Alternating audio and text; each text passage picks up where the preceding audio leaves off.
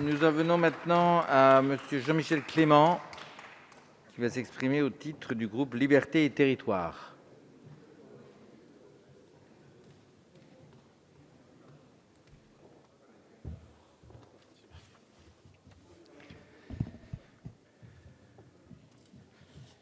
Monsieur le Président, Monsieur le Ministre, Monsieur le rapporteur, Monsieur le Président de la Commission, chers collègues.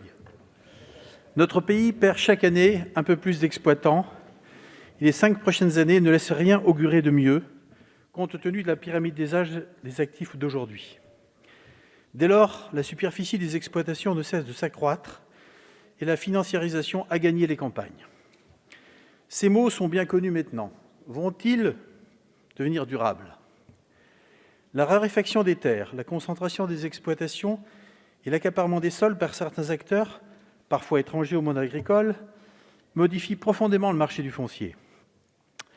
Et les outils de régulation se sont érodés avec le temps pour être à bout de souffle aujourd'hui, à un point tel que certains en appellent à leur suppression pure et simple, le marché devenant alors le seul juge-arbitre.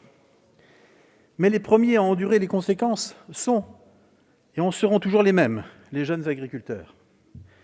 Les coûts d'installation explosent et l'accès à la terre leur est de plus en plus difficile, spécialement pour les installations hors cadre familial. Dans ces conditions, ils sont de moins en moins nombreux à souhaiter s'installer. Notre droit est ancien et dépassé par ces enjeux. Mais il existait un remède, maintes fois annoncé depuis le début du quinquennat, une grande réforme foncière embrassant les problèmes dans leur globalité, permettant à notre agriculture de préparer l'avenir.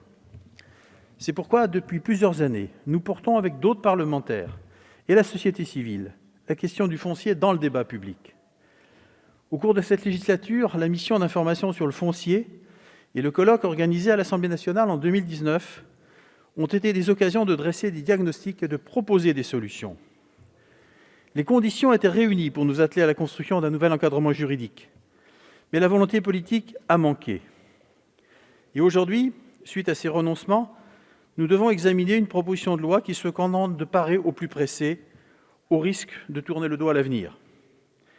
Sur le fond, je partage la volonté de l'auteur de la proposition de loi de mieux contrôler les cessions de titres sociaux portant sur des sociétés détenant ou exploitant des terres agricoles. C'est ici que le poison s'est invité. En effet, un nombre croissant de structures recourent à la forme sociale pour échapper aux règles de régulation du foncier agricole. Avec aussi, reconnaissons-le, la complicité de professionnels pourtant chargés de missions de service public. Ces montages sociétaires, familiaux ou financiers, ou familiaux puis financiers, ne permettent plus aux instruments que sont la SAFER et le contrôle des structures des exploitations agricoles d'intervenir pour limiter l'accaparement. C'est pourquoi votre texte crée, aux côtés du contrôle des structures et du droit de préemption des SAFER, un troisième mécanisme qui permettrait de soumettre à autorisation administrative les cessions de titres sociaux sur des sociétés détenant ou exploitant des terres agricoles. Ce choix de multiplier les outils dédiés à la surveillance des transferts de propriété et de jouissance des terres agricoles, personnellement, je le conteste. Il rajoute de la complexité sans pour autant permettre de réels gains d'efficacité. J'estime au contraire qu'il aura fallu procéder à une remise à plat de l'ensemble des procédures, quitte à étendre le champ du contrôle des structures aux titres sociaux.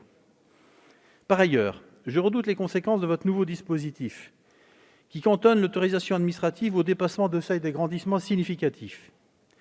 Ce faisant, il pérennise une inégalité de traitement entre les exploitations agricoles sociétaires et celles individuelles. Il risque de créer une voie privilégiée, avec un seuil plus important que celui du contrôle des structures, et d'inciter tous ceux qui veulent s'agrandir à l'utiliser. Autre sujet d'inquiétude, la place prépondérante laissée à la SAFER dans l'instruction des dossiers. Sa capacité à juger en toute impartialité de certains dossiers m'interroge. Quant aux moyens mis à sa disposition pour faire face à ce surcroît de travail, il reste à clarifier. Faute de dédommagement, pourtant, le risque encouru est celui d'une application a minima. En outre, vous prévoyez d'exempter l'ensemble des donations de ce nouveau dispositif de contrôle.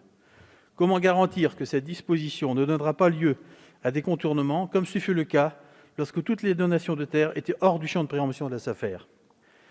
Un mot enfin de la procédure d'instruction, longue et complexe, que vous proposez.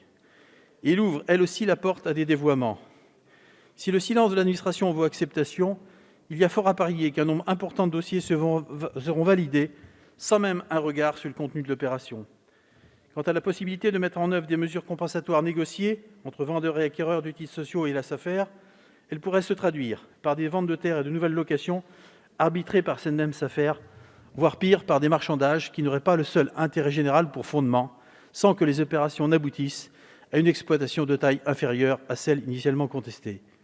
En résumé, l'arsenal législatif déployé n'est pas à la hauteur de l'ambition affichée. Je conclurai en disant « rien de nouveau sous le soleil législatif en vérité ». Je vous remercie.